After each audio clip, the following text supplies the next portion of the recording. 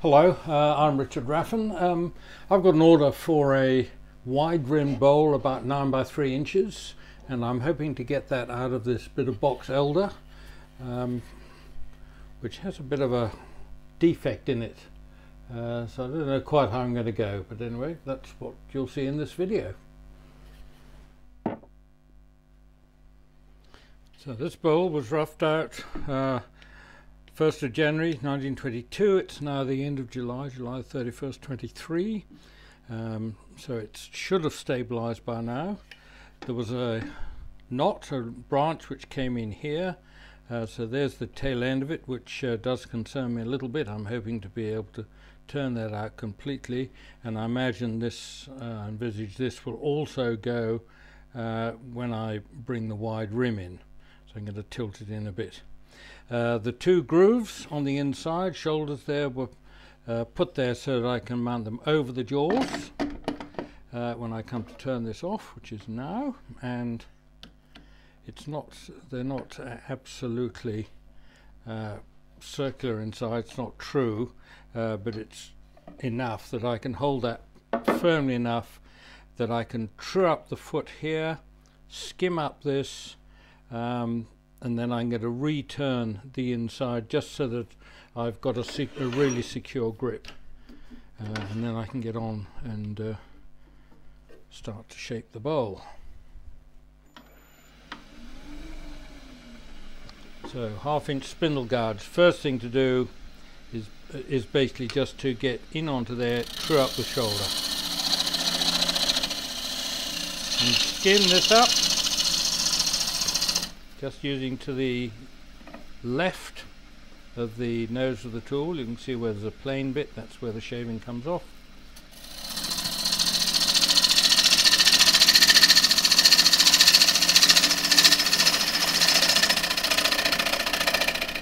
And because I'm going to be pushing the limits a bit on the material I have available, I think I'll turn this round once I've got it trued up. Right, so that's truing up the rim. Now I don't really need to do the inside at this stage. This comes off, goes into the chuck.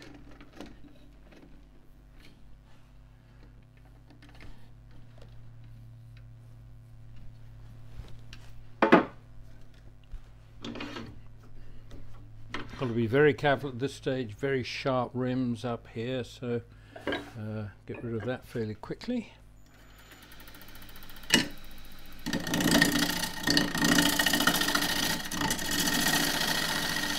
just go across, little cut there, just to chamfer the edge, so there's no really sharp edge there.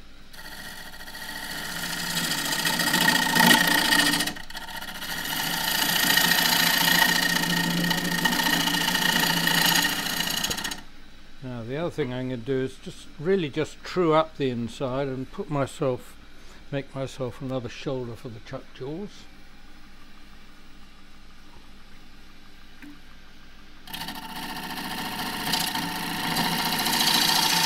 This is a 3/8 deep fluted bowl gouge, 3/8 flute.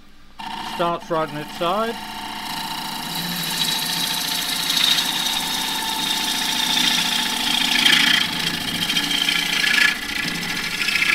Then roll slightly just to pick up a better cut. And just see where that, not looking too good at the moment. Let's take a bit more out of there.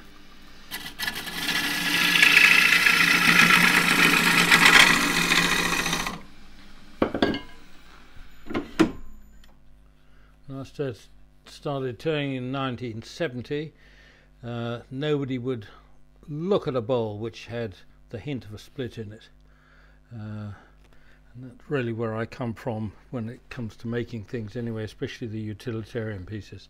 Right, there's a little bit more to come out there, but that will be okay. What I'd add is another shoulder so that I can arm this bowl back over the jaws, and I'll do that with a 1/2 inch spindle gouge, just get it in on its side, create a little shoulder, which I hope you could see.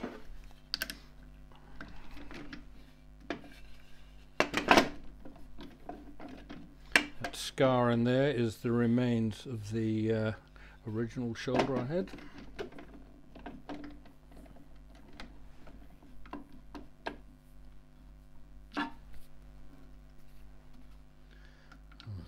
A little bit push to get the chuck key in there.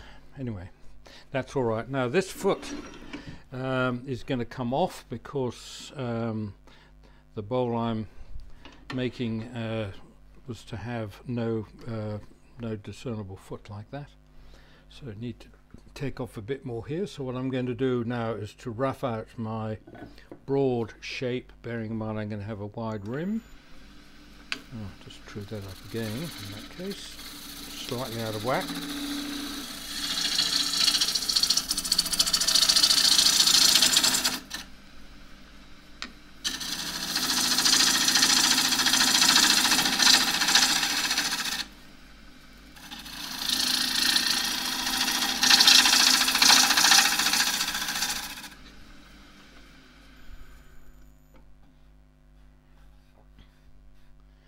Still plenty of material. The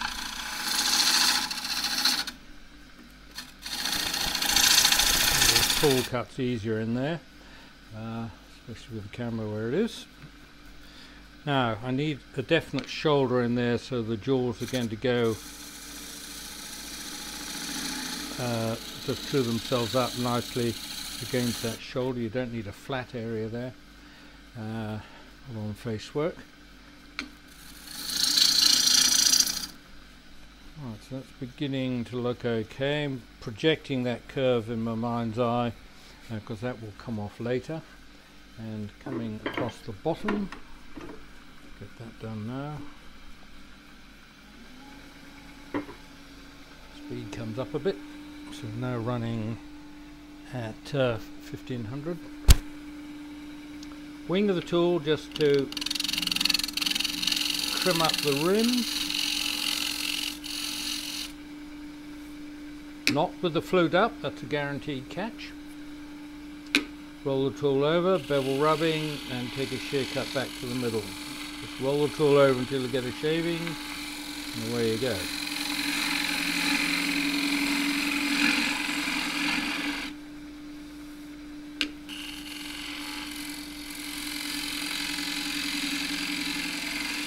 Remember, the tool has to slow up the nearer center you get because the wood's not moving so fast.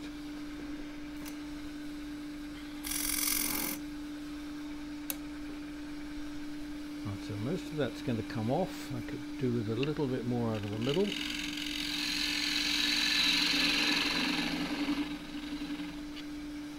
I'm going to be remounting this, and I'll probably be using it with a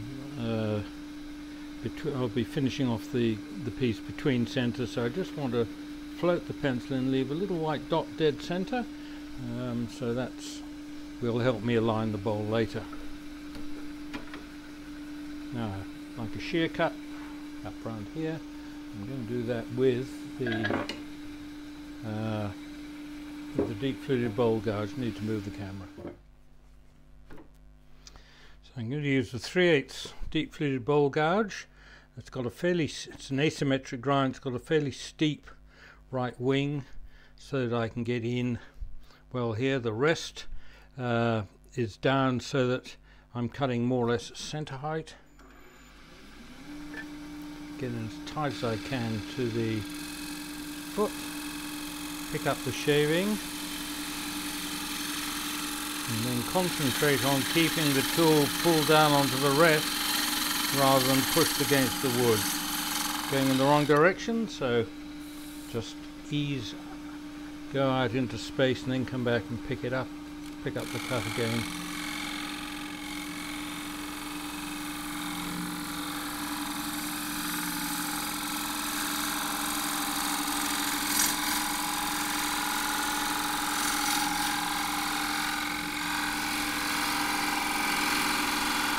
Over onto its side at the tail end.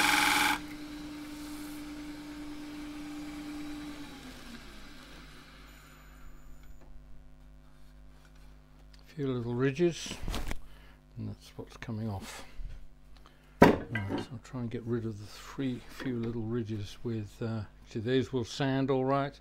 Just see if we can do better with the shear scraper.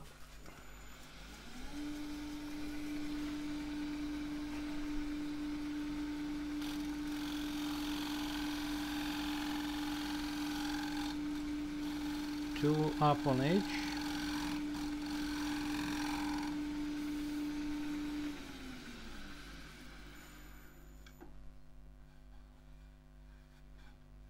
I can do better. In fact, that will sand without any problem, so it's not really a necessary exercise. So, coming in, I want to deal with the rim. I'm going to have a slightly concave rim, so hand on the rest and smooth the rest out a bit so I've got more space to put my hand. I want this at a slight angle. I like a kind of wedge shape in here. Hands there, and then I'll squeeze the tool in.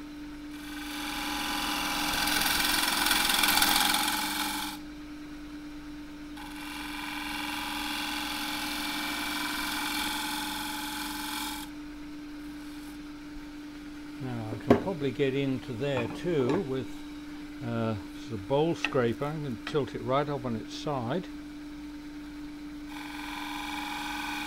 and shear scrape around the corner. And that's not going to get any better. Pity to scratch it with 240. Up under there. I'm going to do that with a skew chisel on its side,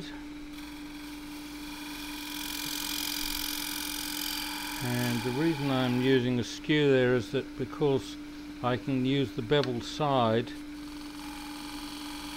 and that will also just cut it's essentially a little V groove in under there, and that'll cut both sides of the V groove, and then I can turn the tool over and just take off that little sharp corner. That's the outside done. Now all I need to do at this stage is to sand the bottom. I can get at the rest from the other side.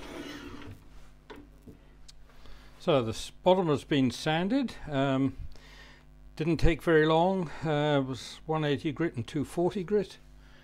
And that now gets turned round into here.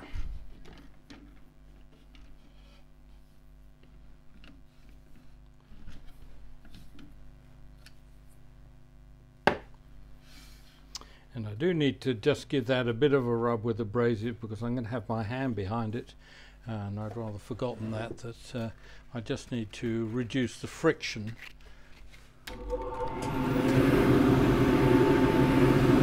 Very good. Right, and that happens. The teeth have just dug in a little bit further in one place than another, so just rotate it slightly. It's better. Tighten it in. Hope it doesn't pull out again. Right.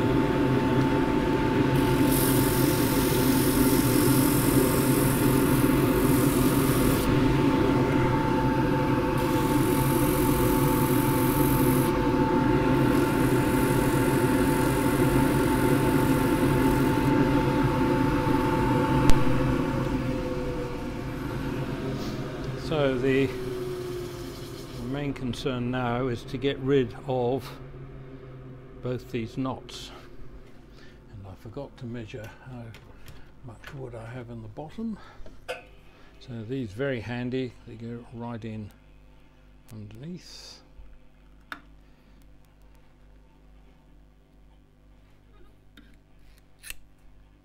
So I've got about enough. I have no idea what that is.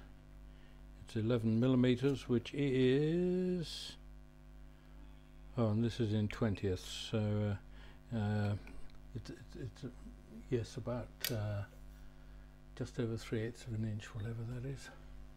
11 millimeters. And then come down to about 9 in the middle, which is 3/8 of an inch.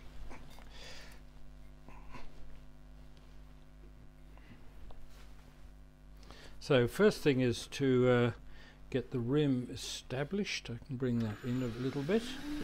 3/8 bowl gouge, 3/8 flute.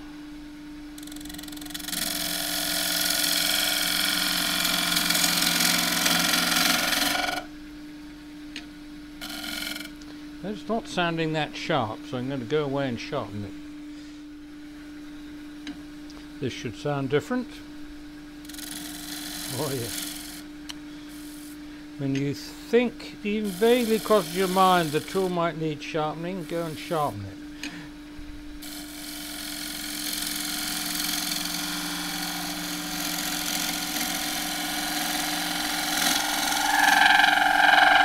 Ooh, just pushing a little bit hard there.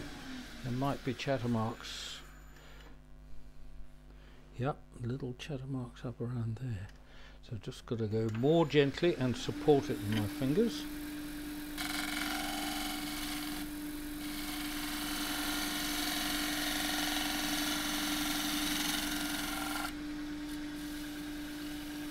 Now, and reach C over the top.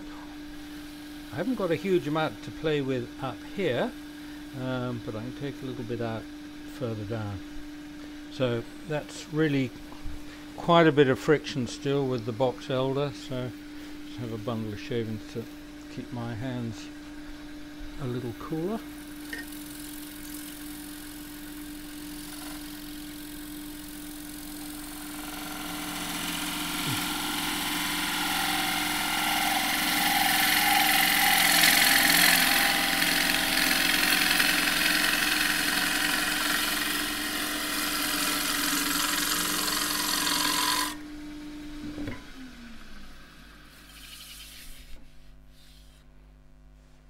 I think that'll go with the next pass.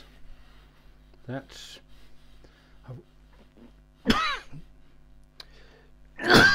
it's quite feels quite thick there. I tend to trust my fingers here, but I'll show you.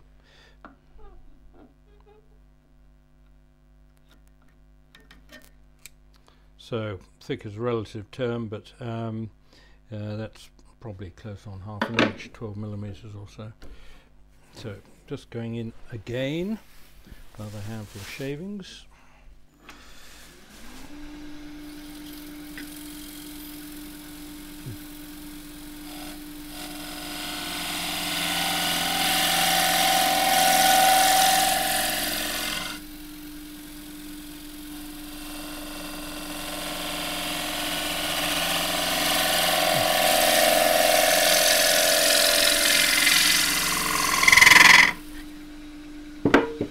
Chatter at the bottom, not too much of a problem because I'm going across that with a scraper anyway. Hint of figure coming up in the bottom, and I can still thin that down very slightly.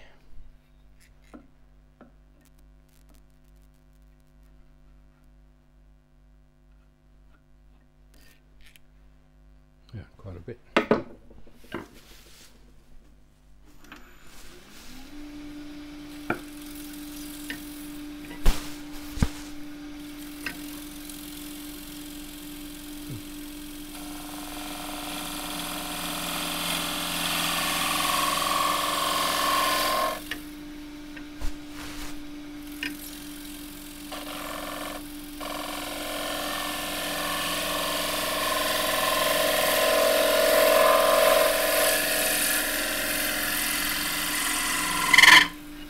As that cut proceeds, I actually get a better view of what's happening over at about 4 o'clock than I do up here.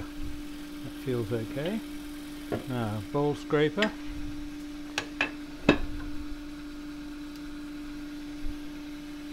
Now I want a radius really just inside the curve I'm trying to cut, which is about here.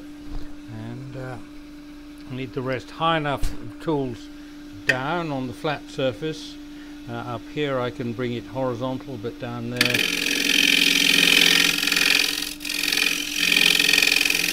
need it pitched down.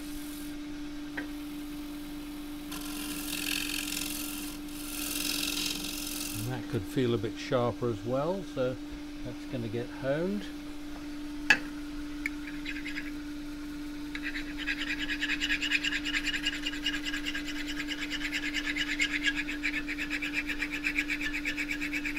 And there is a little video showing this from the side, which you'll find in Tools and Techniques.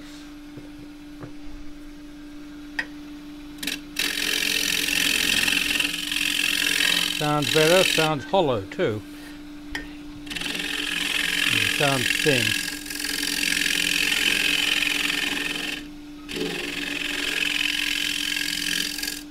Sounds thinner than we know it is.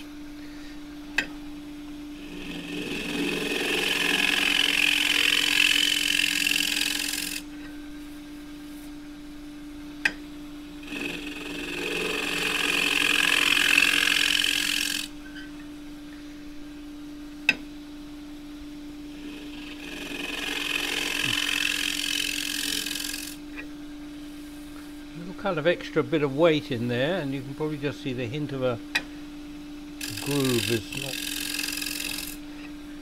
not quite what it is, but certainly a little indentation.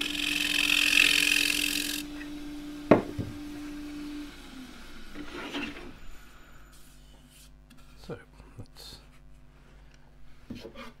actually could even maybe go down a little bit more.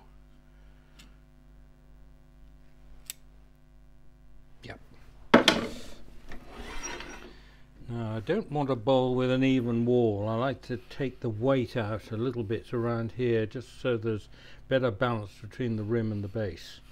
I'll just check the bottom again. Here we are there.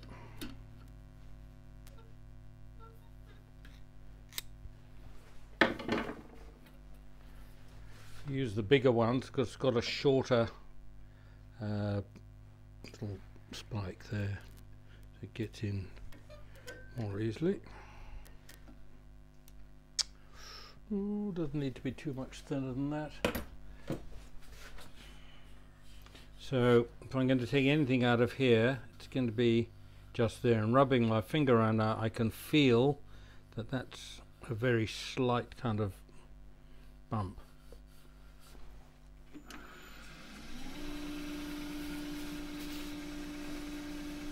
I could do that with a scraper, but I'm going to get a better cut with the gouge.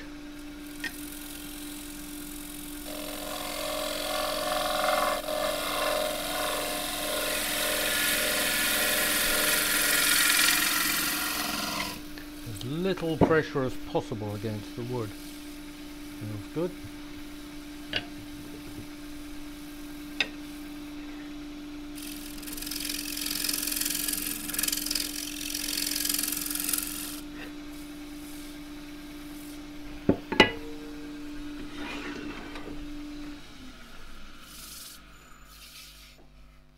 So a little bit of kind of picked up grain there, but that's going to vanish with the power sanding, is what I normally use in this situation.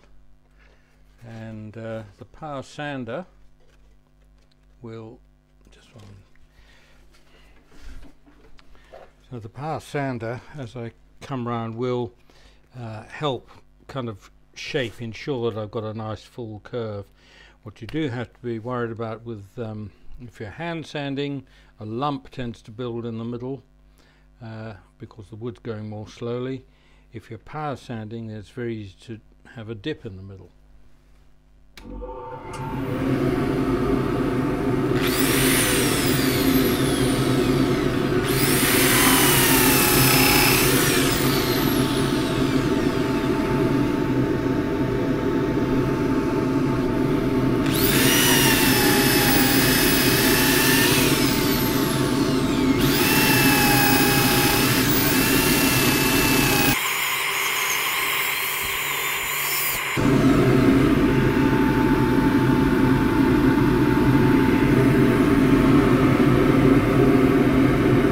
Just a hint of that little knot. I'm going to just work on that little bit, I think, with the sander.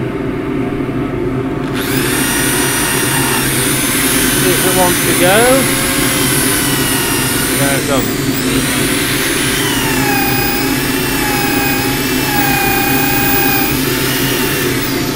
So that's 120 grit.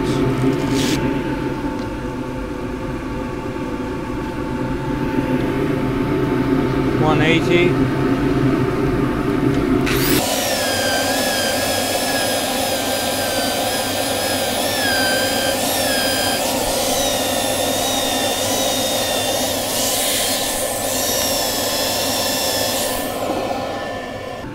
need to get up into the corners by hand.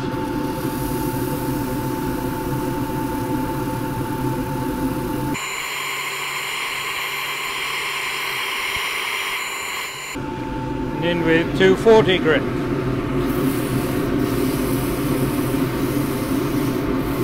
Just pulling my hand, my right hand in with my left, it just saves my lower back a bit.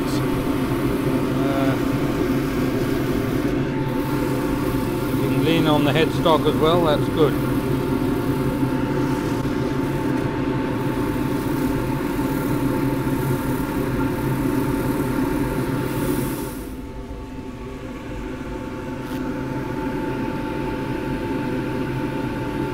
So, with the rotary sander, just finished off 240 grit still.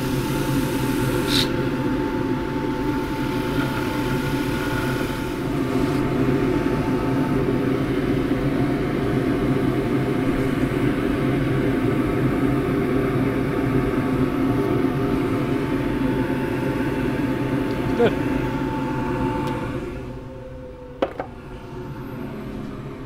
So this now gets polished or oiled, and then I can turn it around. There's boiled linseed oil. I'll just do the rim on the outside because the bottom half of the profile outside is going to get sanded yet. Which is pure beeswax, and melt that in, so more friction out here than there is in the middle, so get the wax melting, and then once the heat's built up you can float it back in towards the middle.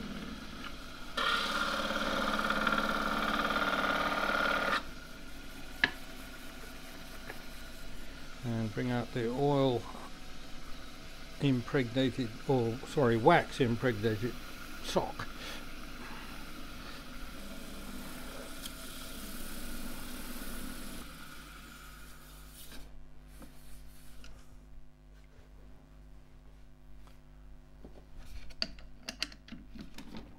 So I now need a block which will kind of fit into that, and we're using that which doesn't fit into that chuck.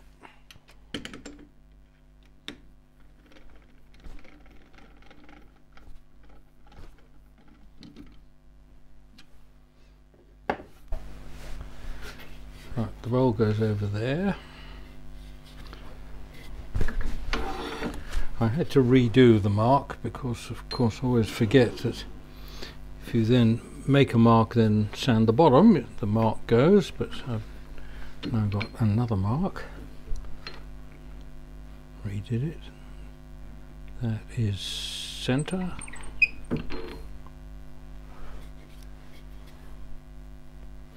Got this little bit of MDF with a hole in the middle.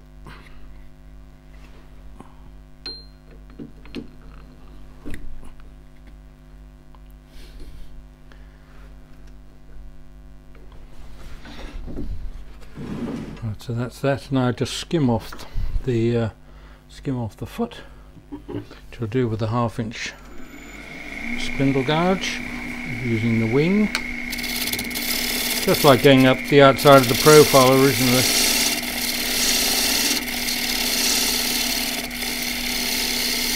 Now I can turn that right up on its side and use it as a shear scraper.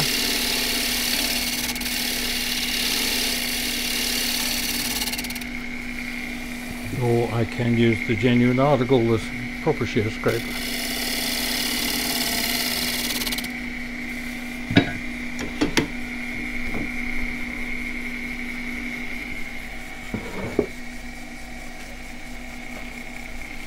So 180 grit.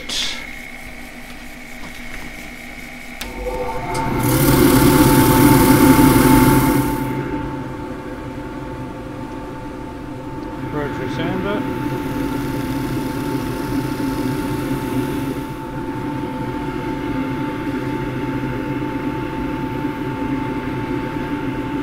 Beeswax.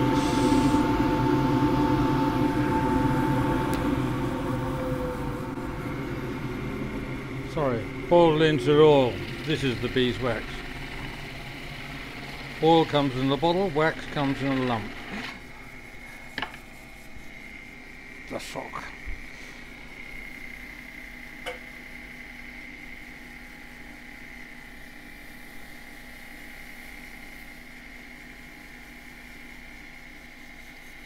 Now I've still got in the middle some pencil marks, so don't tend to crack the whole thing off. Sand that away.